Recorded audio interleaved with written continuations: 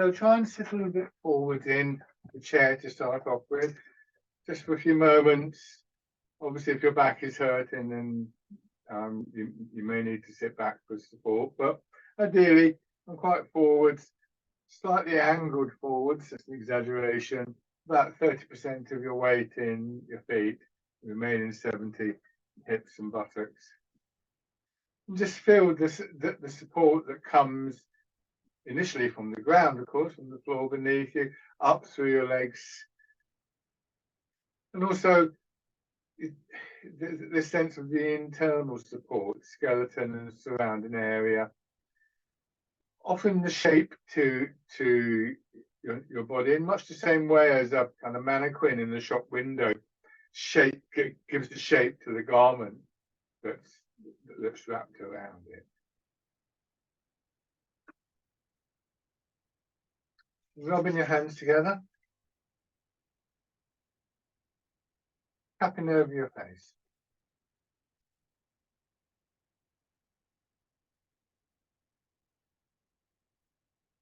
Over your head and neck.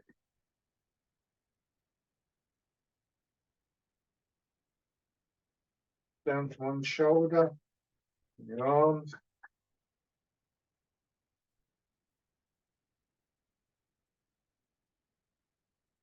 Down to the other side. Upper part of the chest.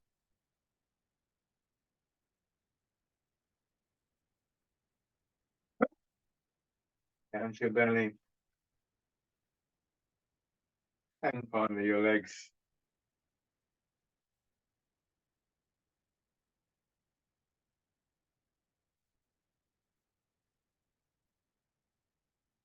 So let's sit back in your chair, feet out, so you automatically drop back into your chair. Give yourself a few moments just for settling in. And this will give you an idea of the sort of feeling in your body, the tone in your body, the responses in your body that we start to get when we can feel that sense of being supported in the upright position. You may want to focus on your breathing or just a sense of movement within your body and the circulation and so on and so forth. You may also notice areas that don't release. They're often areas that are quite habitually holding tension. Well, it could just be, it could just be that you sort of, one of your shoulders is a bit stiff because you slept on it last night or something like that. And the latter will tend to go away fairly easily as a rule. The longer term stuff is something that we progressively work on.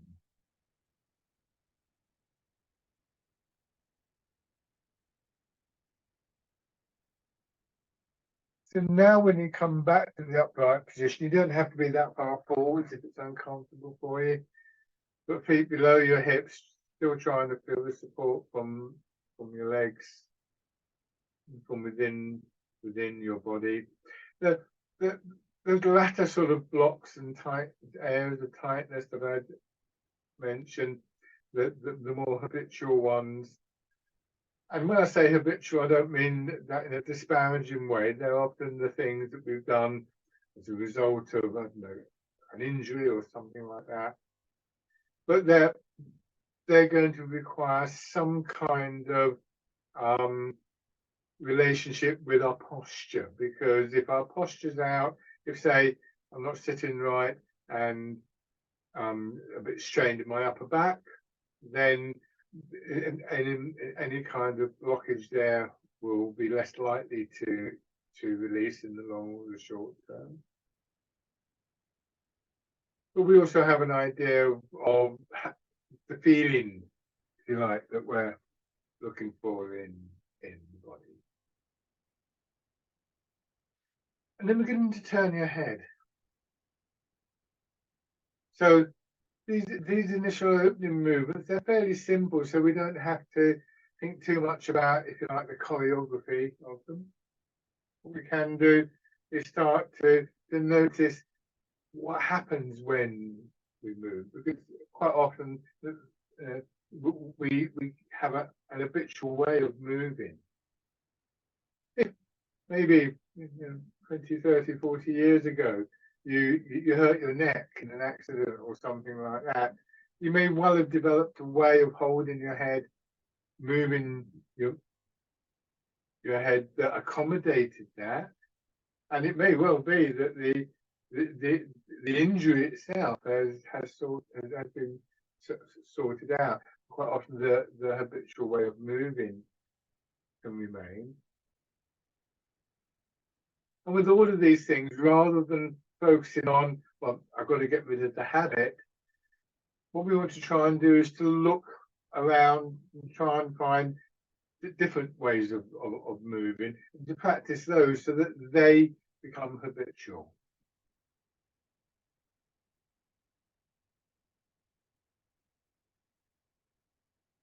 Shoulders. So this is a good example. I mean, almost everybody, when they start to do an exercise like this, will do this. You see my shoulders coming up and down? But actually, what I'm trying to do is like this, not nearly so much movement in my shoulders, which means that I have to find a source for the movement beyond my shoulders. If I'm just moving my shoulders, that will move my elbows. But if I'm not moving my shoulders, the movement still has to come from somewhere. The chest, upper back, sides of your body expanding, contracting, for instance, going the other way.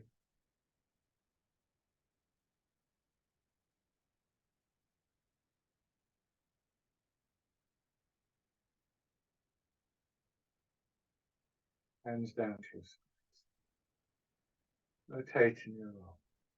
There's always, I think, one of the key features of our posture is that it does allow for a certain amount of space for movement within our body. And so when we move, we don't want to strain. If I kind of clench my fingers or my shoulders as I start to move, that will constrict that space.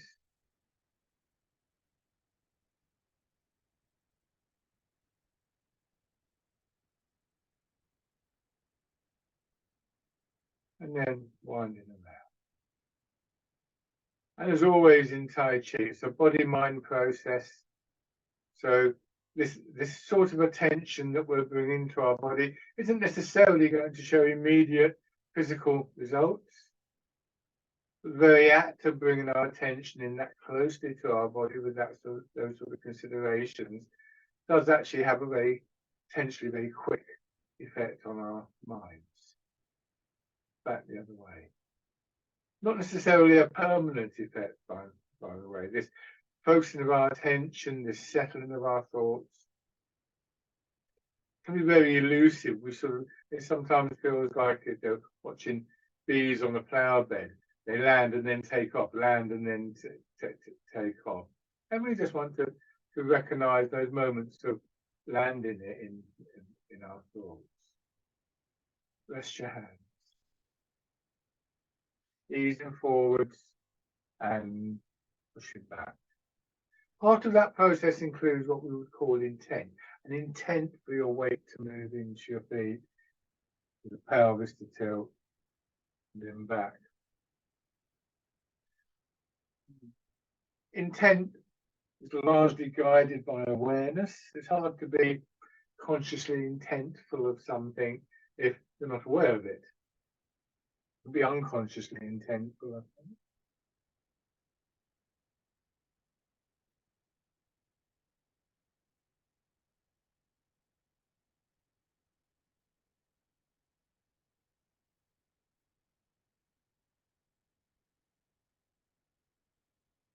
Turning the center of your body, hips and waist, so you direct your weight more into one leg.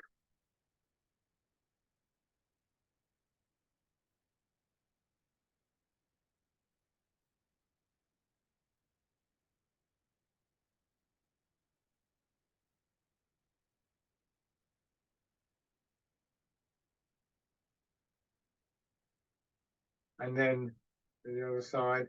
So these are all very familiar movements to those of you in the class. It's very easy to drift away. But when we can bring our attention more fully into focus, then we often find that a movement that we thought we knew, you know, nice and simple, actually has subtleties about it that we hadn't realized. And then going around. This is, for me, quite a common experience in Tai Chi. And it's especially true if somebody asks me a question about a movement I've been doing for the last 30 or 40 years. Sometimes I just stop and think about it. It's, oh, that question's never occurred to me.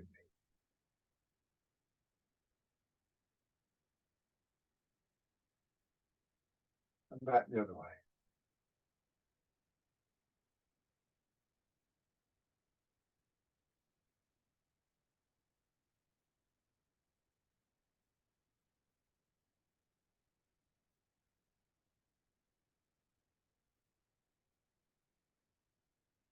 And then just come back to this, I was going to say central position. That implies it's dead center between feet and hips and so on, left and right. It isn't necessarily the case, but a sense of being centered and a point of equilibrium. I quite like the term equilibrium. And then stepping out. So the rhythm of the movements is, if you like, a movement expanding out from that point of central equilibrium and then back into it.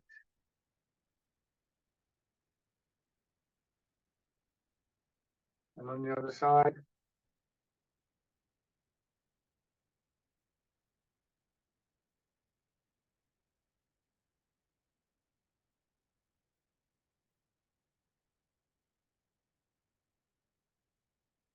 And then bring your feet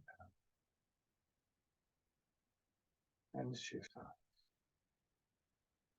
The bird folds its wings.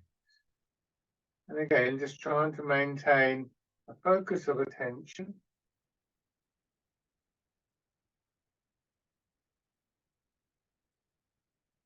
And of course, it's quite warm today, as we've all noted.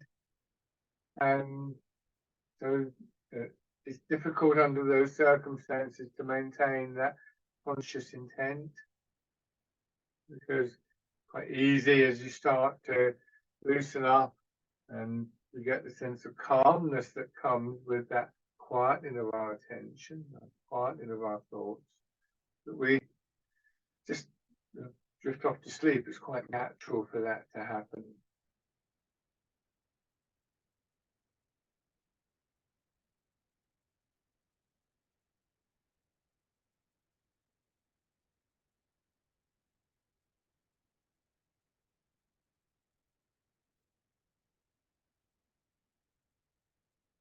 And then fisherman cast the net.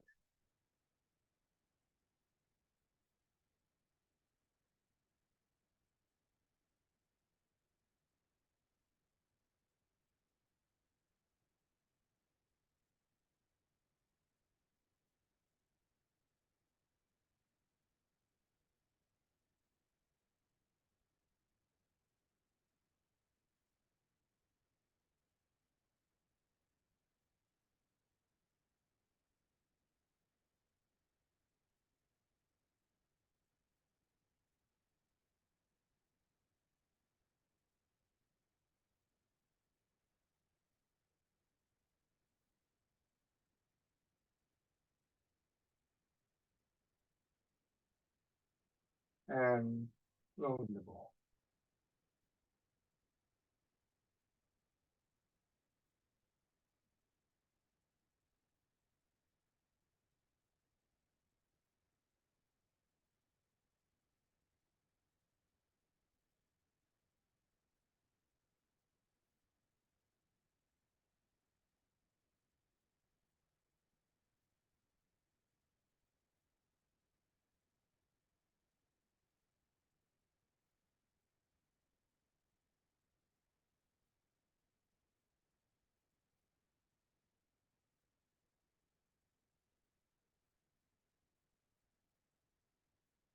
Bending out, and to expand.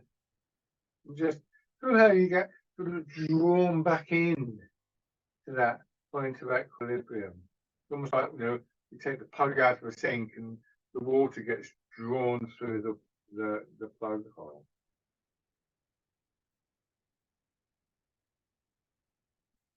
Then it changes. The other side of it is doesn't fit that particular image, because in the sinking down, you sink down into your hips, into your legs more, and it's more like you're dropping into water, and you drop a certain amount, and then the buoyancy of the water takes over and pushes you up again.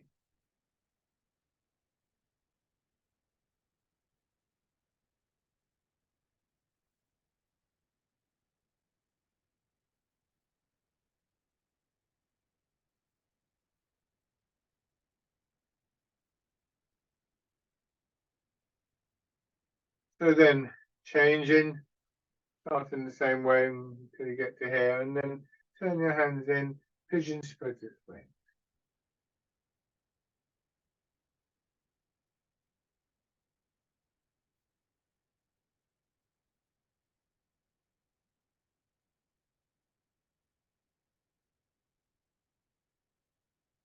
Chest expanding as you come back, and then it begins to contract, drawing your arms in and opening up your upper back, which then in its turn begins to contract, drawing your elbows out, opening your chest.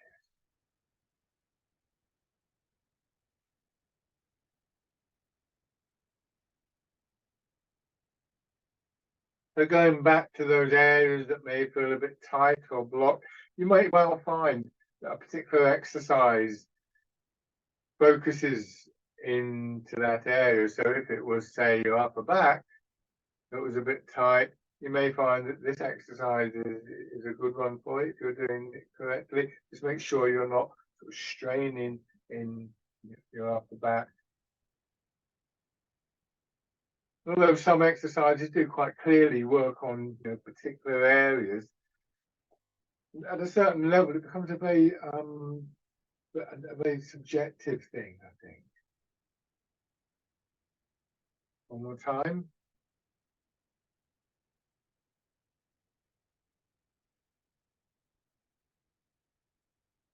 Good, and then pushing wave.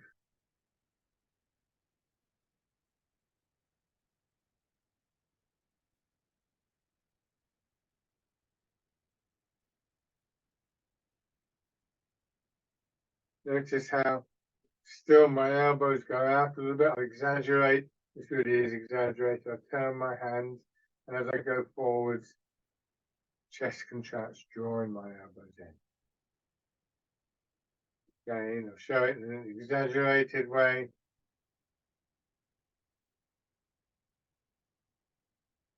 And then more normal way, it's a lot more subtle than that.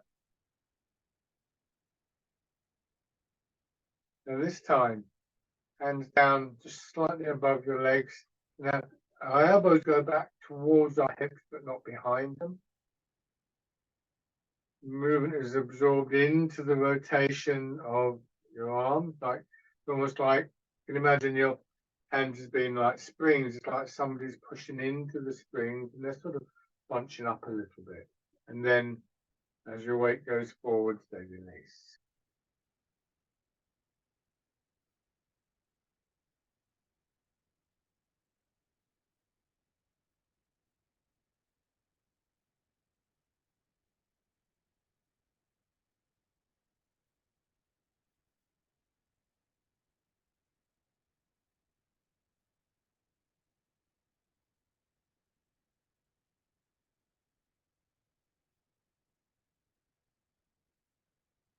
So we're going to go back to pigeon spread its wings, do a little sequence of 3 from this. So open your fingers, pigeon spread its wings.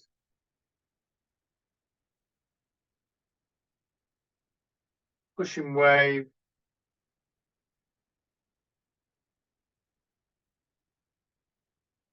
Punch through both fists. And as we go through these 3 movements, the degree of movement that we experience in chest and upper back slowly decrease. It's quite big, of course, but pigeon spreads its wings. Less with pushing wave, and it can be quite difficult to detect with punch with both fists, but the rotation in your shoulders is connected with expansion and contraction.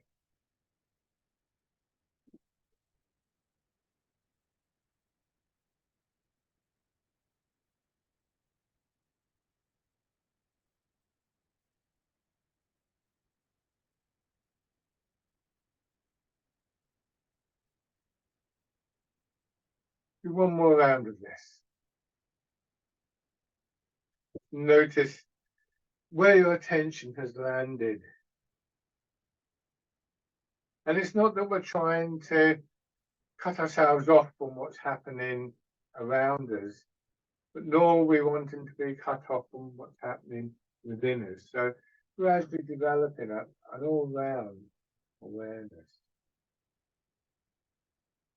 Turning your hands out.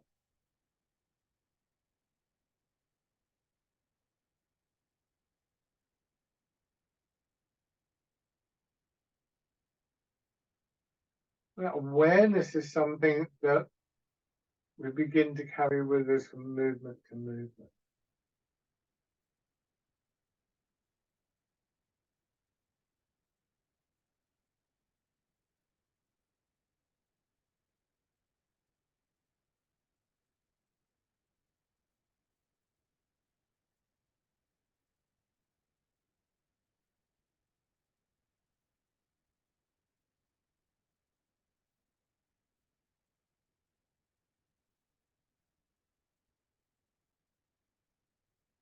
Now change into polishing the table, hands palm down, starting with the turn. Remember hips sinking back into the chair, so your back extends lengthways and then contracts.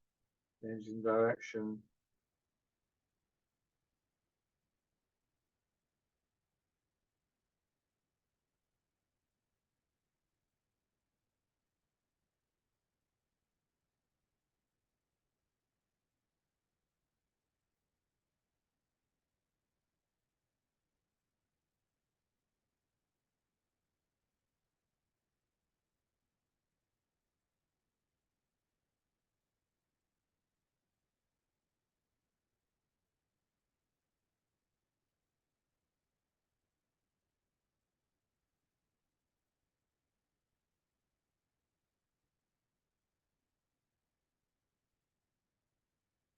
One more in each direction.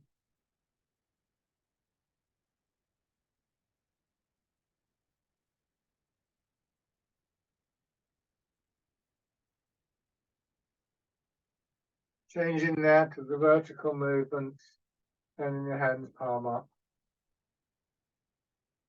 standing upwards, and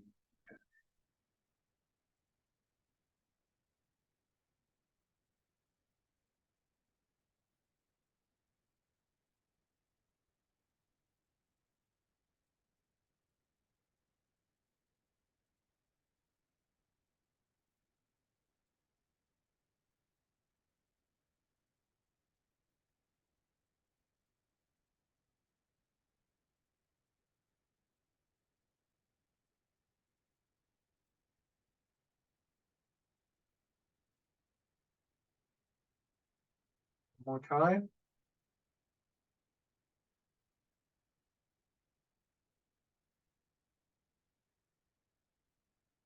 More good.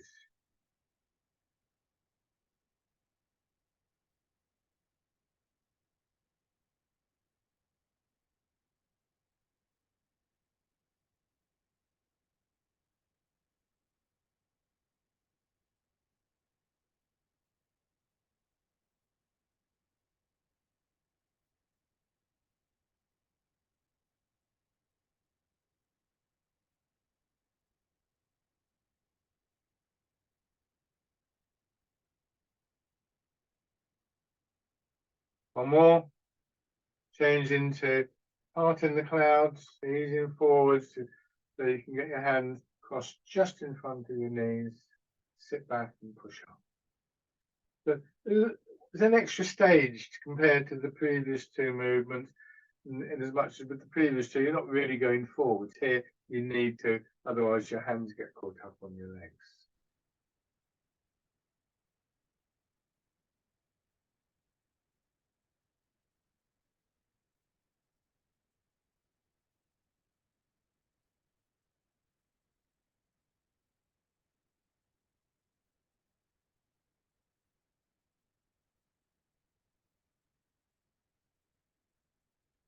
Now, stay in the upright position, let your hands drop down, change into dragon plucks the stars from the sky.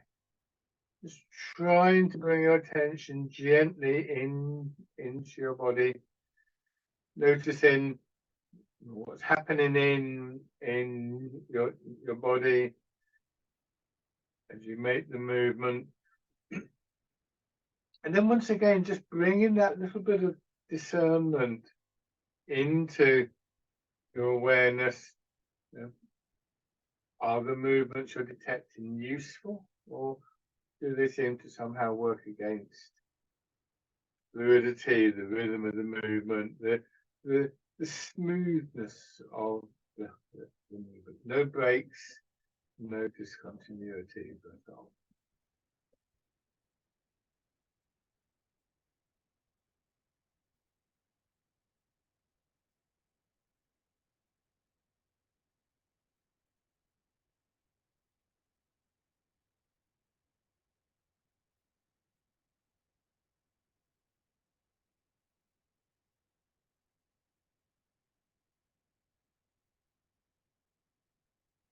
Time.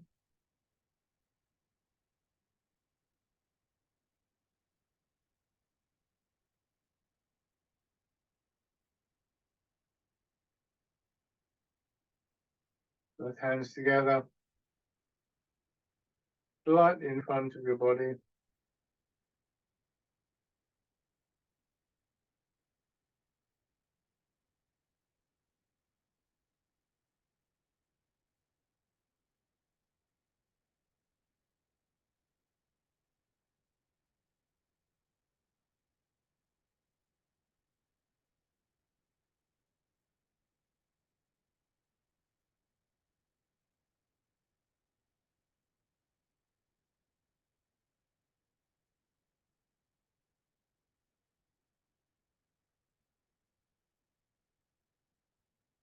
One more round.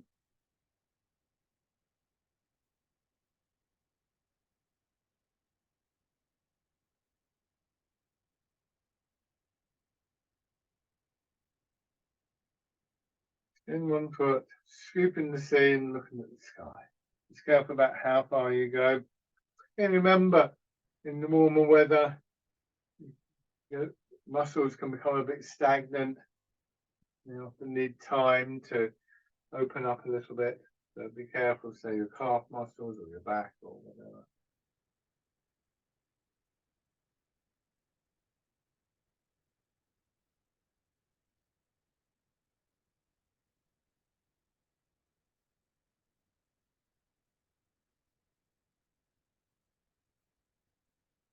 Then change into grasping tiger's ears.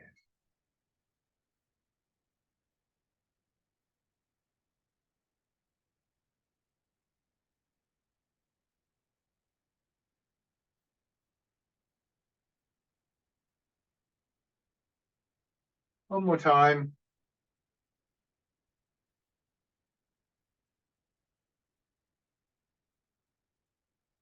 Bend your feet over, scooping the sea and looking at the sky.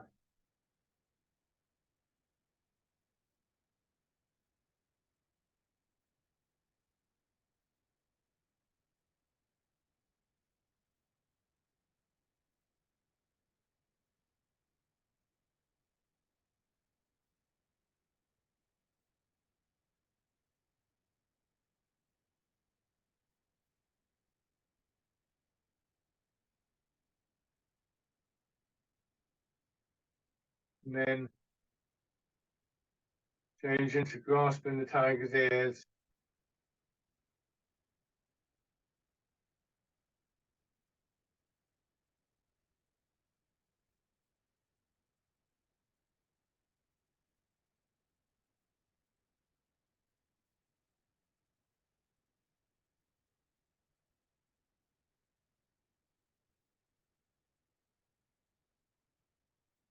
more.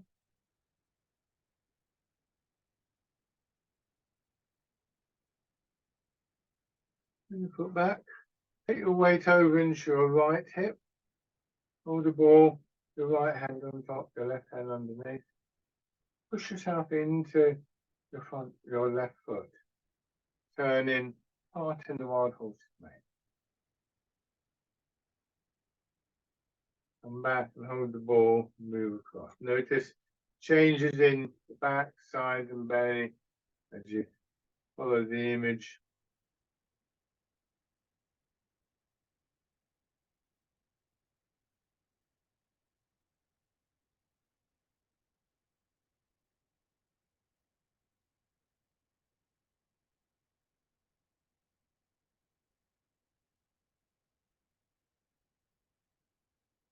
One more on each side. Chest open, then closing, opening your back.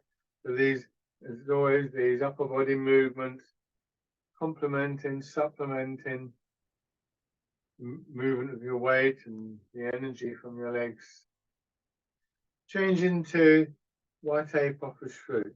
Same thing, chest open, but you leave your weight forwards, sink into that side of your body a little bit more. Let the right hand come across. Pull back, and then turn your hands palm in and press forwards.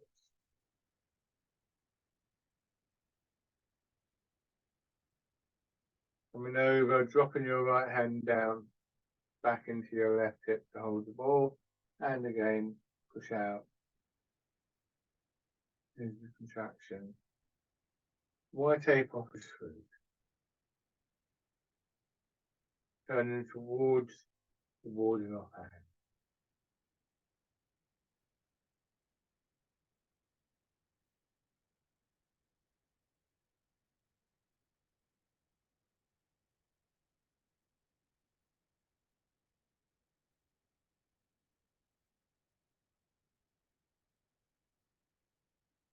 One more on each side.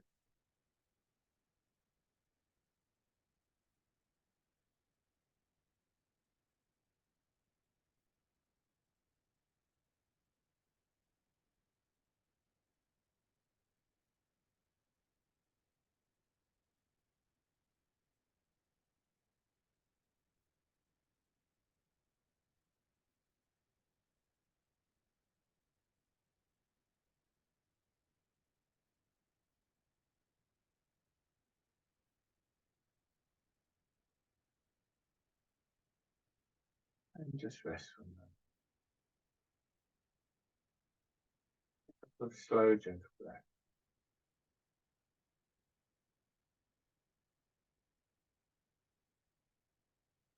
And then once again, just rubbing your hands together.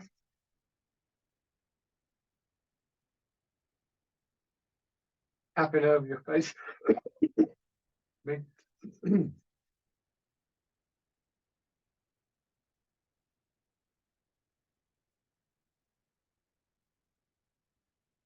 Maybe your head and neck. Down on the shoulder and your arm.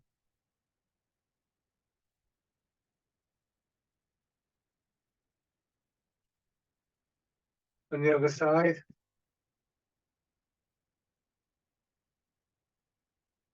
Upper part of your chest.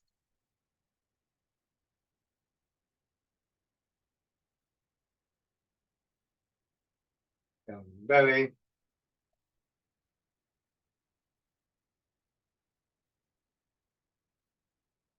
And next.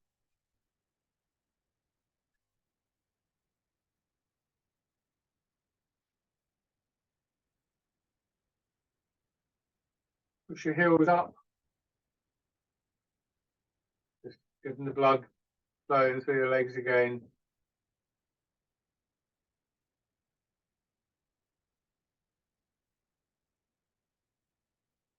And then circling around.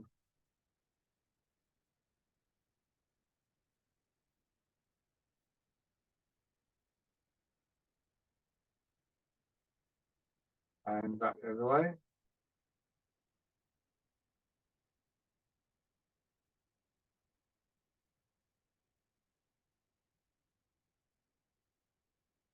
and then standing.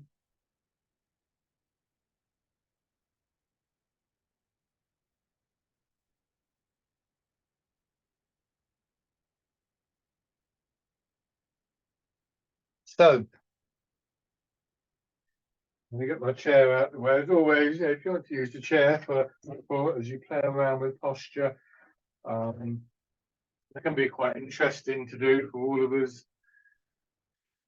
And we want to stand in the way that we feel we're being offered the same sort of support that I was talking about in the chair.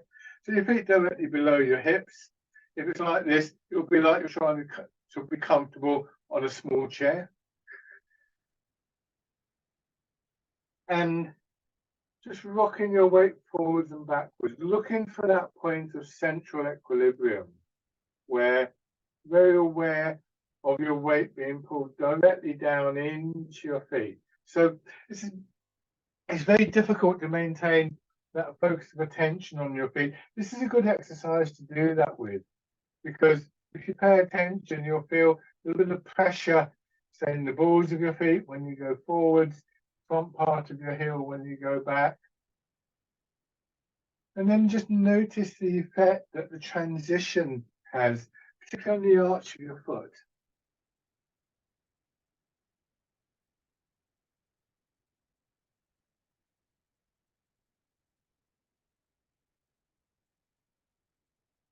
Soften your knees, soften your hips, and next time you're able to come to that point of equilibrium, instead of going forward or backward any further, just let your hips drop back and push up. Don't lock your knees as you come to the top position. Still soft, still with your hips dropping back. With expanding and then contracting.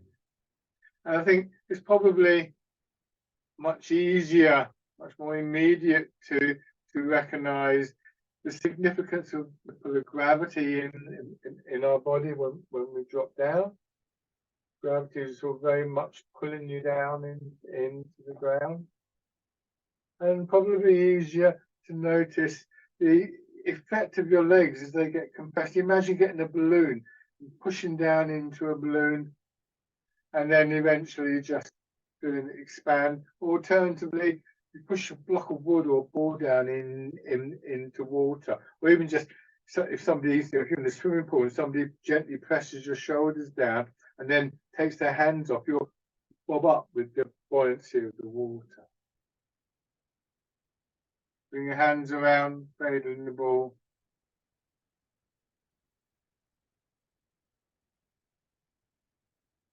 So I think in the chair, the horizontal movements with the movement of our weight are fairly clear, but the vertical movements less so, exactly how they happen. For standing, we can perhaps get a better sense of what's happening within our body to produce the vertical movements.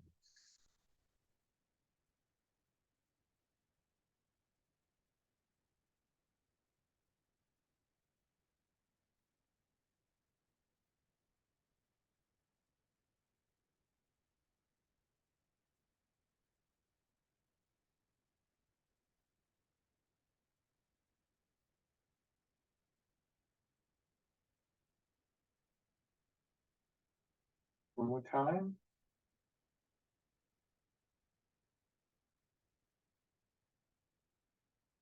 And then changing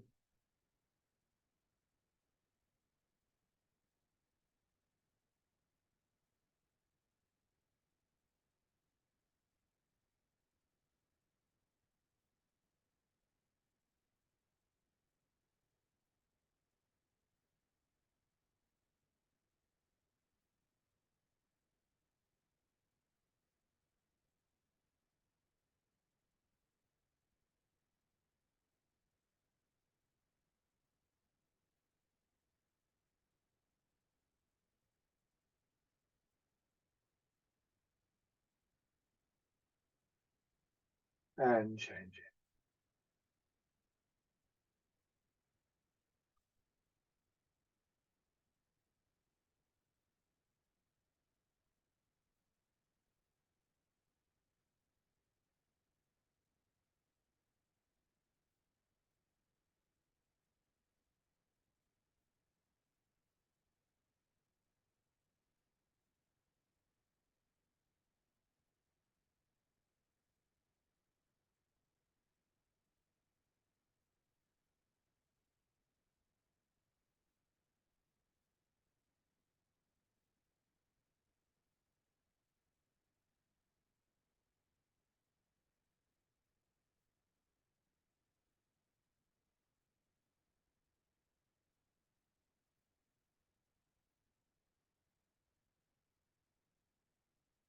Now, take a slightly wider stance, because what we're going to do is we're going to move our weight side to side.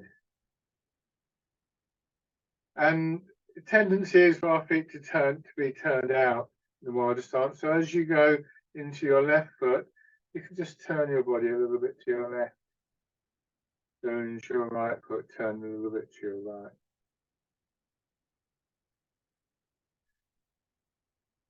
Hands in front of you for a moment or two.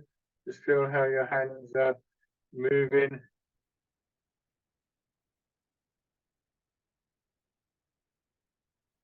Go across into your right leg, turn your right hand palm down, move into your left, and going into part the wild horse's mane. And across, turning, hold the ball, move back into your left, turn,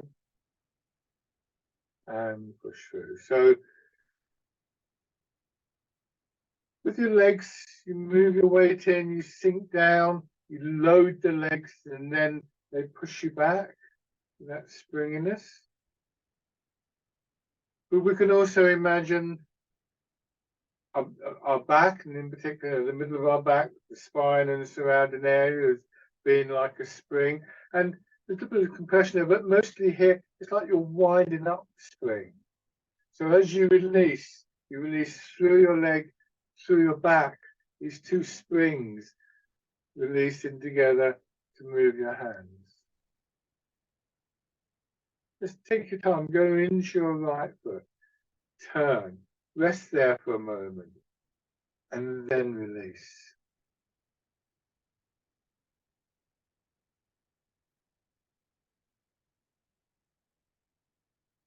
And going into your left, turn, rest there for a moment, and release.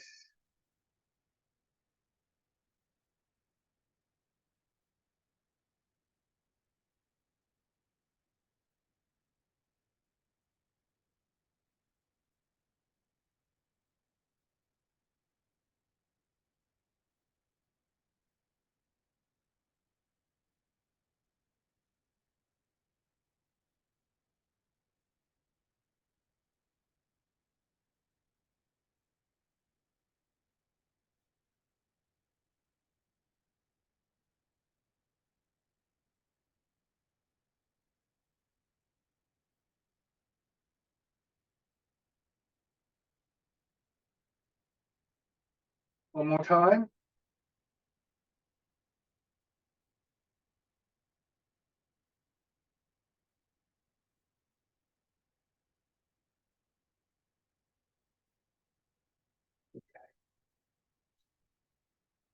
From the normal hip width stance, step forwards, keeping the width of your step. And again, give yourself a moment just to really feel that sense of compression in your leg.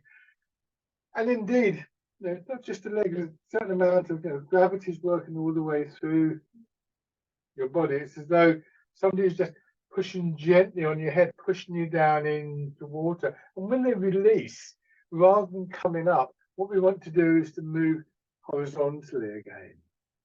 So our intent is to translate that vertical release into a horizontal release through the center of the body.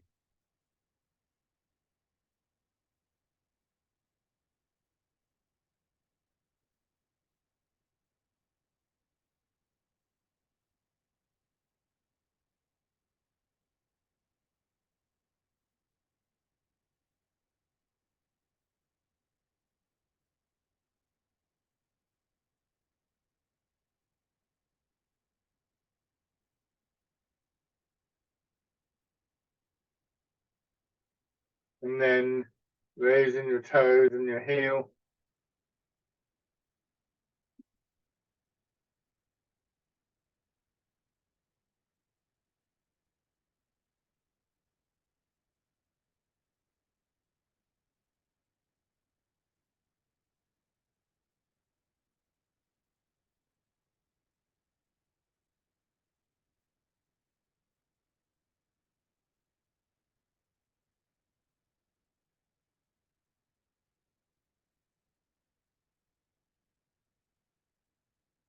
and stepping in.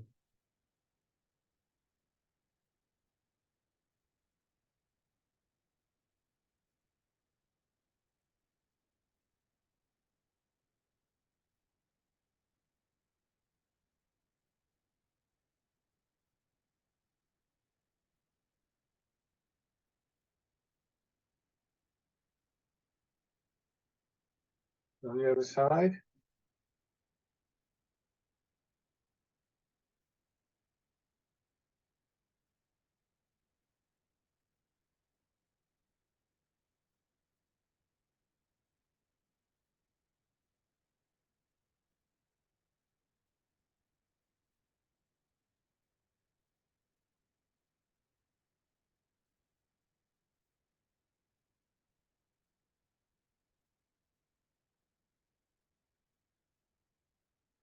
And then raising the toes and the heel.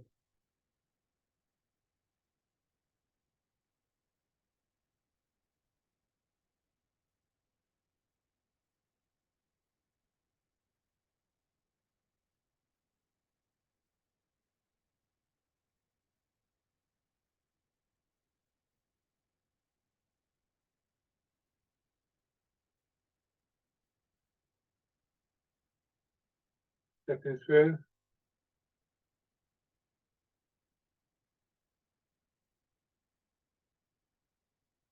Trying to keep pelvis level, shoulders level.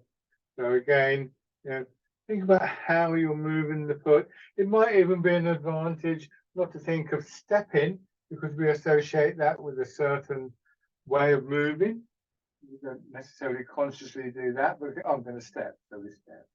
But if you get to, say, the front foot, and then just think, oh, you're going to contract your back leg and expand it. And then a few steps forwards or backwards, depending on where you have the space.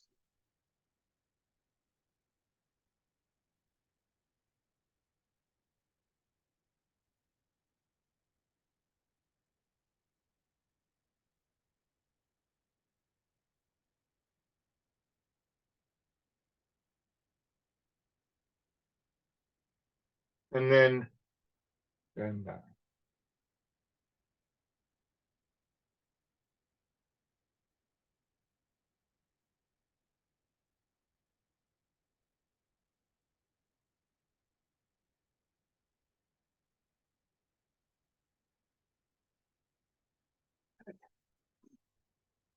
Have your right foot forwards. Standing version of fisherman cast and net. And now again, we can start to observe changes through the upper part of our body, some of which you may well be familiar with, others which may just arise that are new to you. Are they useful? Do they enhance the flow of the movement? Do we need to sort of do anything about them? Do we need to improve them? Understand them better? Maybe just sort of like try and avoid doing them in some cases.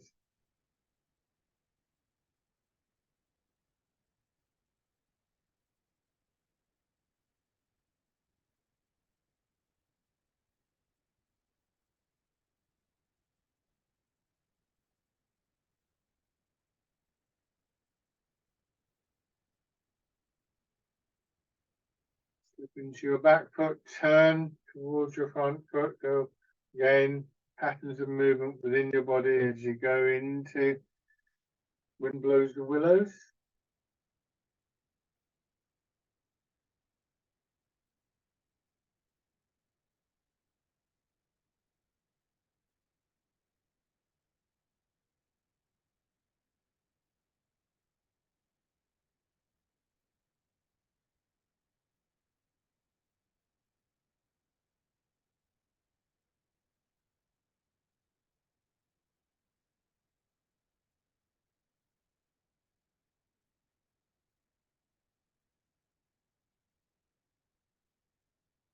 As you go forwards and turn, raise your back heel, draw the back foot in, step out.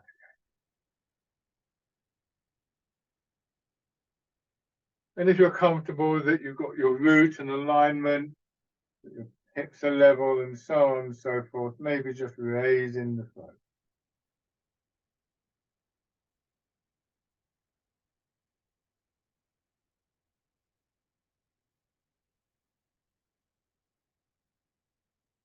You're not too certain of this, or even if you're sort of curious about this and what are the nuances of it, you can always just have one hand lightly touching a wall. And again, it's not just about whether you feel you need it.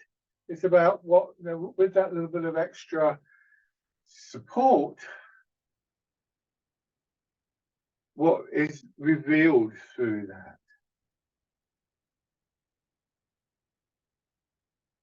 Shake out. So what you might find, for instance, is that you go forward, you turn, and suddenly, oh, hold on, I'm stiffening up my hip, and you don't really notice it when you haven't got the support. Oh, then you have to think about how do I bring my foot up, my knee up, without that tension, and so on and so forth. It's an ongoing process of investigation. Have your left foot forwards. Fisherman cast a net.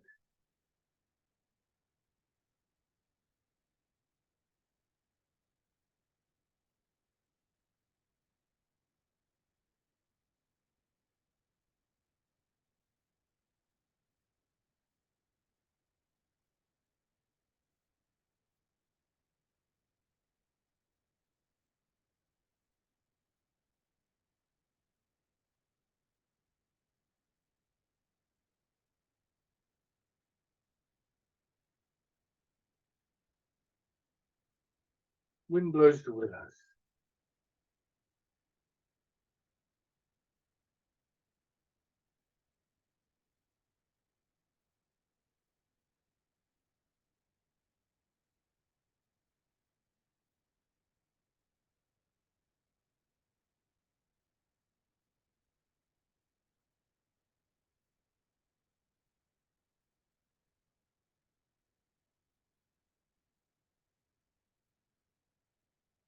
Stepping in.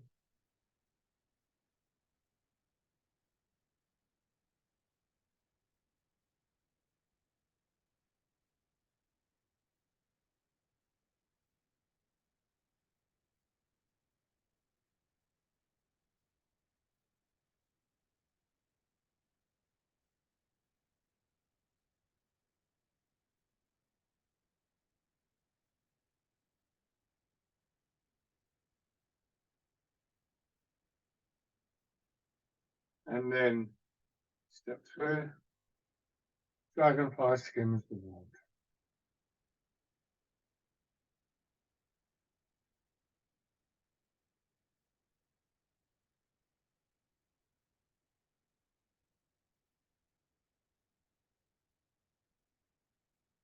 And step back.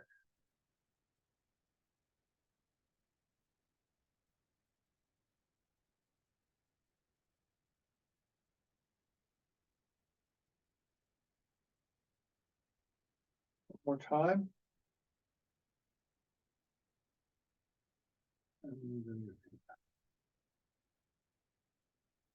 Good. Go back to your chairs.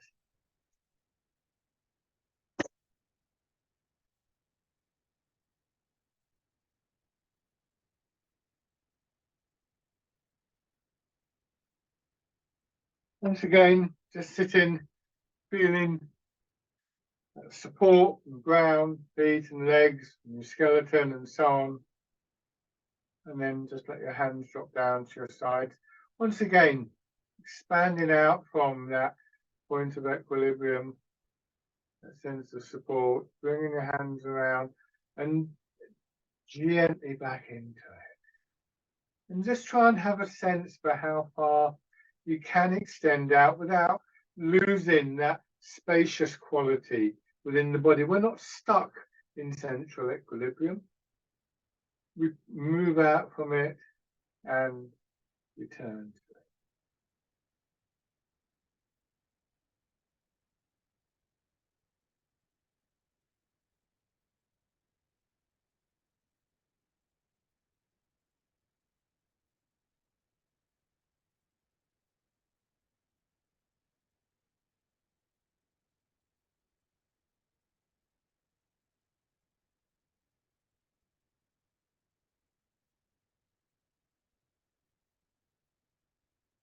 One more time.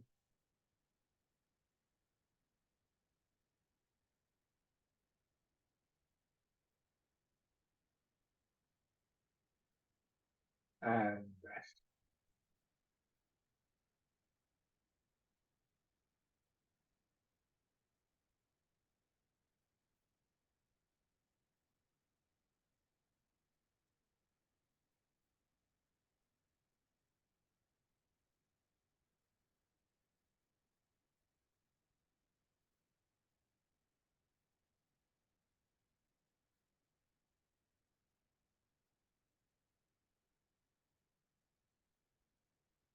And open your eyes.